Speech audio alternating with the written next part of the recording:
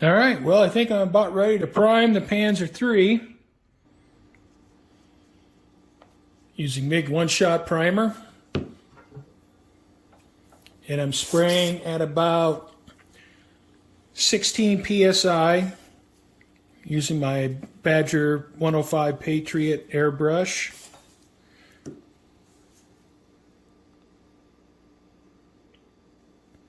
And I'm going to paint the figures first.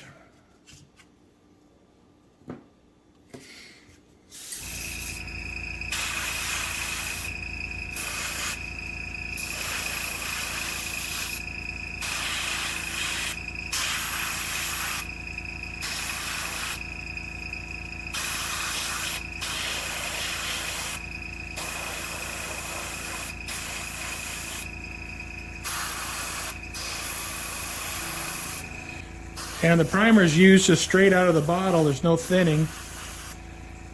But after I get done with a session of using this MiG one-shot,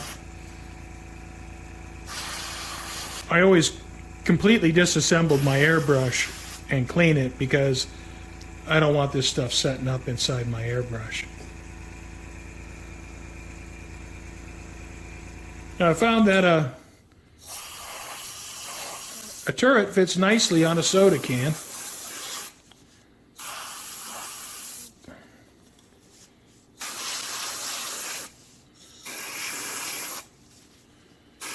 The trick with the Panzer III turret or a Panzer IV turret with a spaced armor is getting into all the small places and making sure there's no plastic showing.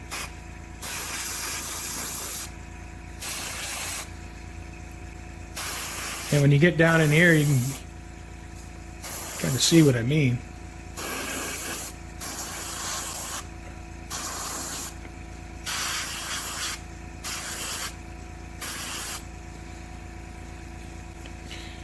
And I want to be careful that I don't just absolutely flood the model with primer.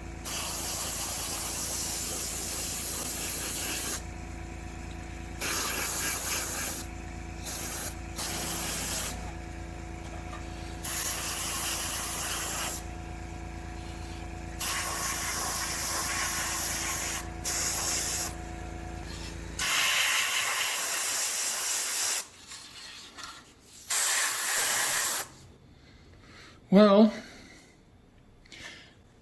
I guess I'll let that dry and I'll just see what I have. And on to the schurzen. You can see where I've sanded it all.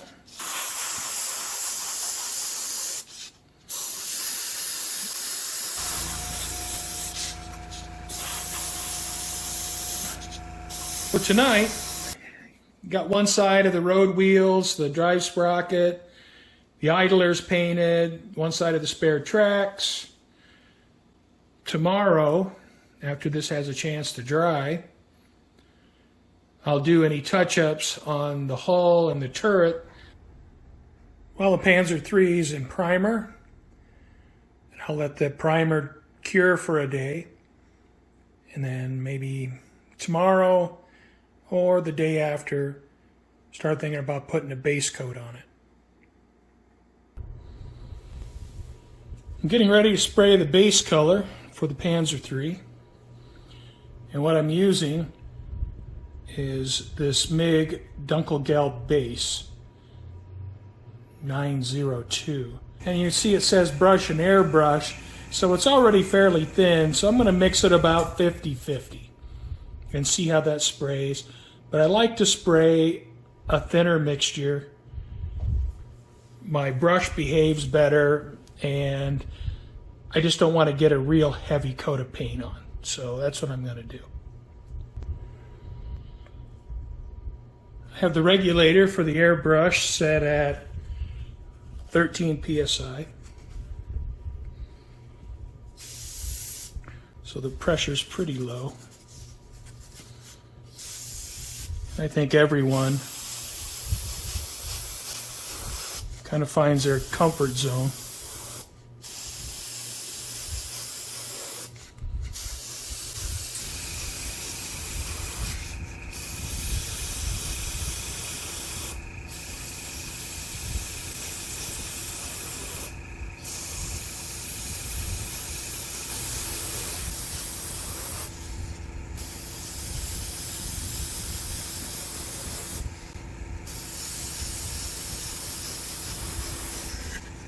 Got to take a little more care when painting these, since there's no rubber, so we got to get in all the areas.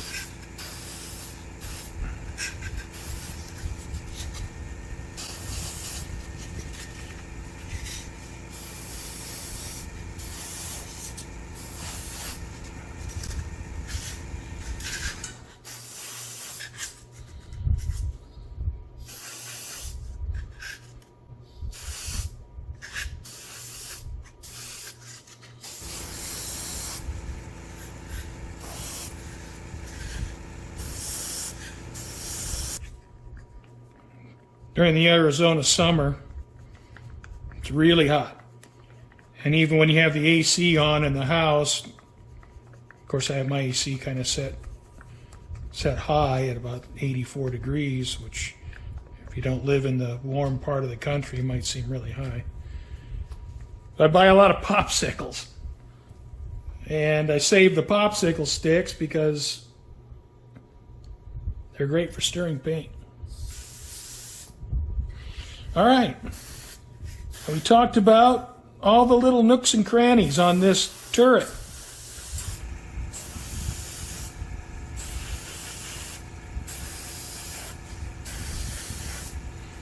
So we're going to focus on that first, trying to get some of those areas that are difficult to get.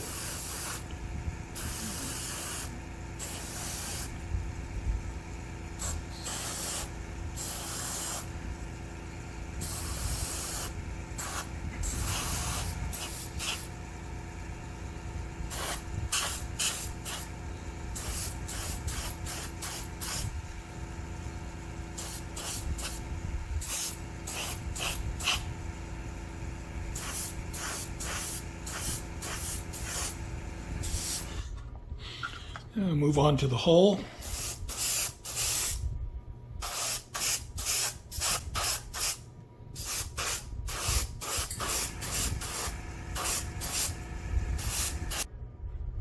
Well, all right.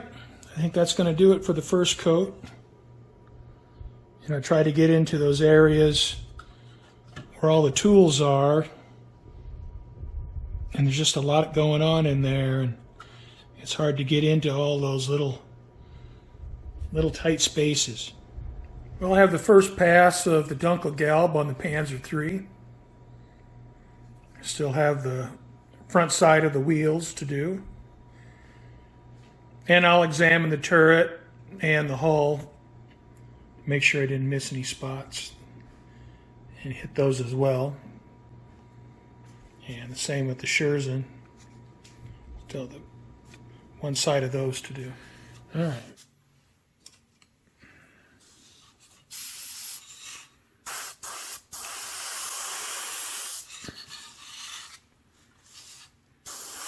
Made a little list of all the spots I missed.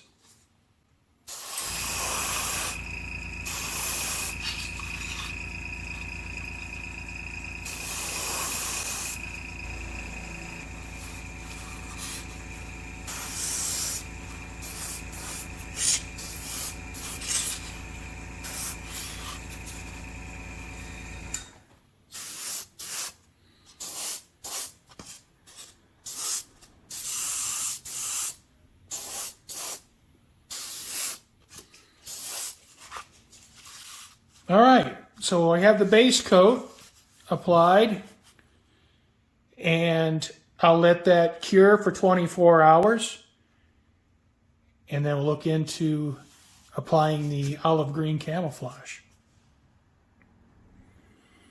All right, so I'm going to apply it's what I'm going to use for a guide for painting the camouflage on my schurzen. I'm going to use this as a guide. I have a very, very thin mixture of olive green MiG-002 mixed with Tamiya X20A. And I'm trying to put the pattern onto the schurzen.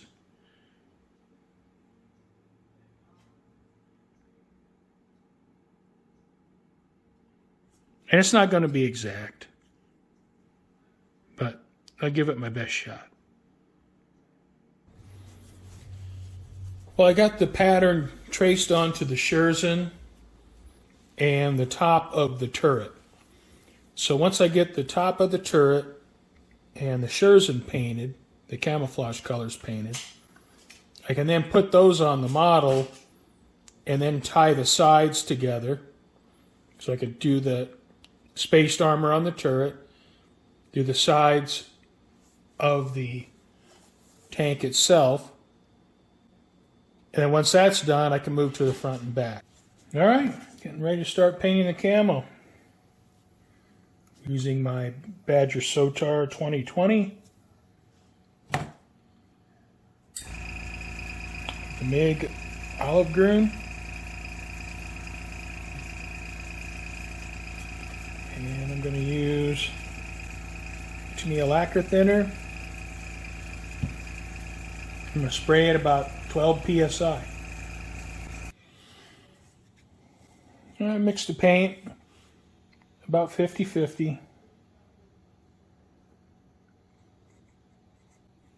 I know it's a small amount of paint. All right, here it goes.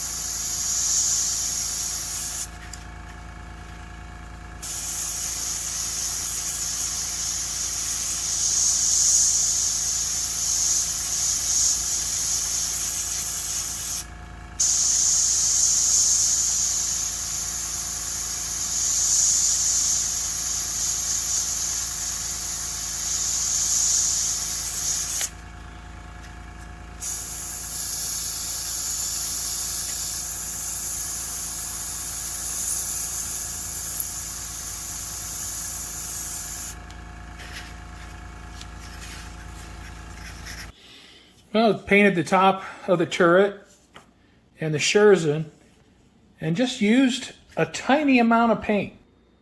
Well, I have the schurzen and the top of the turret in camo. And now I'll move to the sides of the turret and finish it up.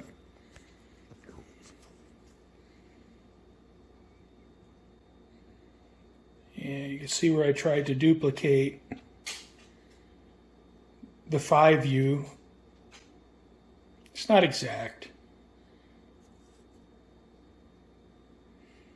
But I find that I like having a 5U drawing to go by for doing the camouflage rather than making it up myself. So now what I'll do is I'll prop the model up on its side like this, and then I'll try to trace the camouflage from the drawing onto the model. And I'll repeat what I've done with the schurzen and the top of the turret.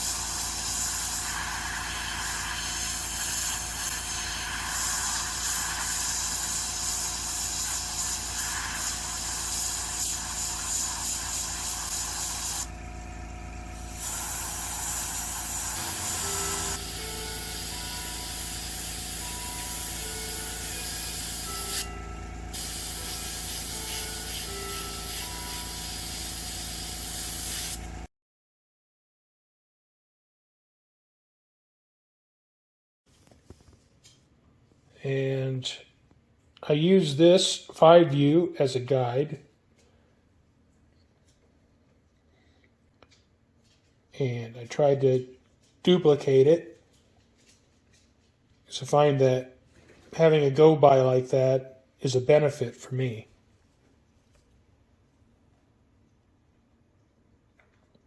So I'll swing it around to the other side, and you can take a look at the other side.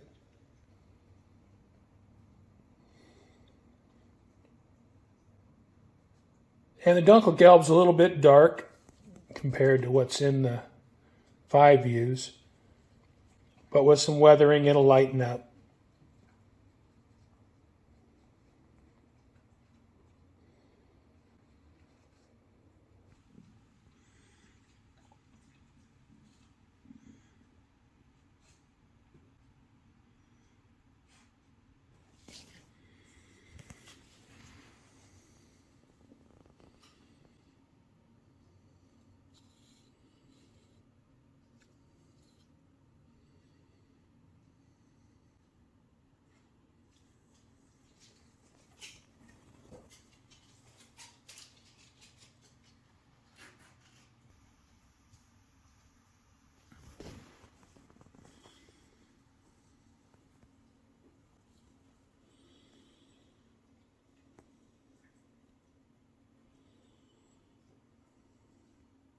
Well, thank you for watching. It's always nice to have the camouflage done. I wouldn't call it stressful, but it's certainly some work. It took about 7 hours. In the next video, I'll finish the paint and I'll do some weathering. And I hope you'll join me. Thank you.